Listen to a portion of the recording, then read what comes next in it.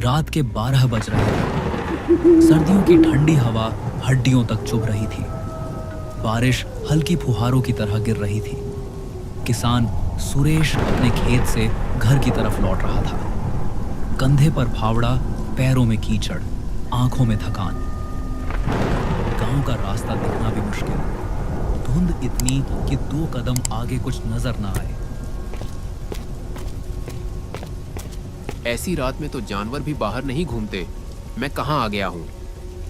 उसकी सांसें तेज हो जाती हैं। दिल जोर जोर से धड़क रहा।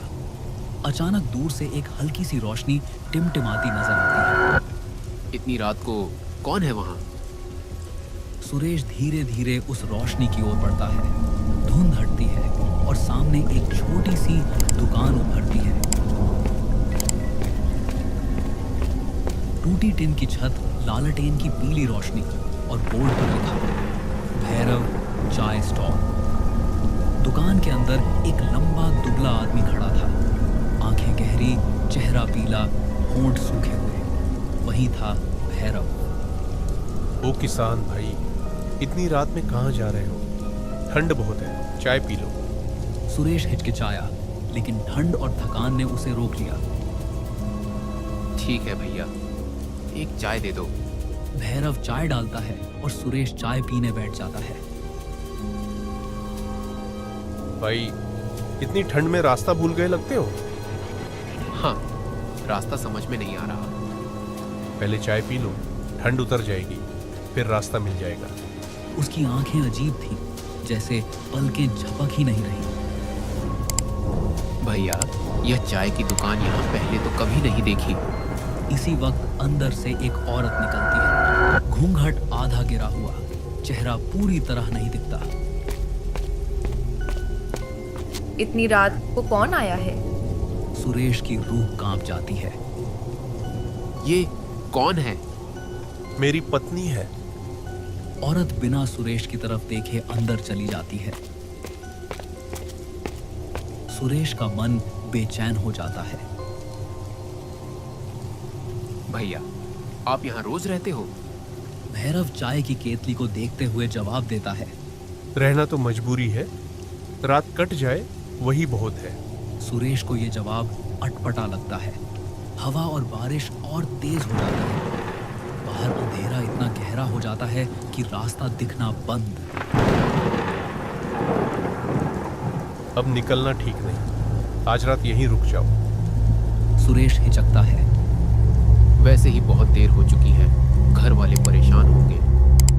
तभी अंदर से भैरव की पत्नी की आवाज आती है। रात बहुत भारी है, सुबह चले जाना। सुरेश थोड़ा सोचता है, फिर वहीं रुकने का फैसला करता है। भैरव बाहर 2 खाट बिछाता है, एक सुरेश के लिए और एक अपने लिए। हवा थोड़ी धीमी हो जाती है, बारिश थम जाती है। चारों तरफ सन्नाटा था और अचानक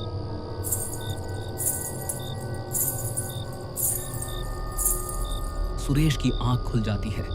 वो उठकर बैठ जाता है। घुंघरू, इस वक्त ये क्या हो रहा है? आवाज फिर आती है, इस बार थोड़ी पास से।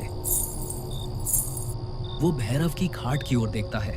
भैरव अपनी जगह पर नहीं था, उसकी खाट खाली थी। सुरेश घबरा कर खड़ा हो जाता है। वो इधर उधर देखता है।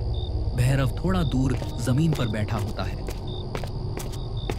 भैया, आप यहाँ क्यों बैठे हो? और ये घुंघरू जैसा क्या बज रहा है? कुछ देर वह चुप रहता है, सिर्फ हवा की आवाज और कहीं दूर छन छन की गूंज। ये आवाज घुंघरू की नहीं है सुरेश, ये मेरी पत्नी की पायल है। सुरेश कांप जाता है। आपकी पत्नी, वो तो अंदर सो रही है ना? अंदर? वो तो वर्षों पहले मर चुकी है सुरेश। वो मर चुकी है? ये क्या बोल रहे हो? पार्वती गांव की शान थी, साफ सुथरी, मुस्कुराती और पायल की आवाज इतनी अच्छी कि बच्चे भी उसके पीछे पीछे चल पड़ते।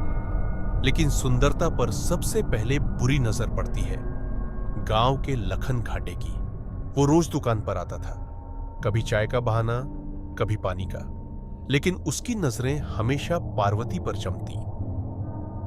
मेरी पार्वती उससे डरती थी और मैं उस डर को समझ नहीं पाया। उस शाम पार्वती रोती हुई बोली, भैरव, लखन खाटे दुकान के बाहर खड़ा रहता है, मेरे पीछे पीछे चलता है, उसकी निगाहों में कुछ खतरनाक है।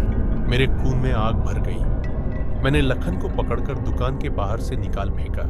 उसने जाते जाते दहाड़ा, भैरव, अगर वो मेरी नहीं हुई तो किसी की नहीं रहने दूंगा। और एक रात भैरव दुकान का सामान लेने शहर गया हुआ था। पार्वती दुकान में अकेली थी और तभी वहां लखन काटे आ जाता है।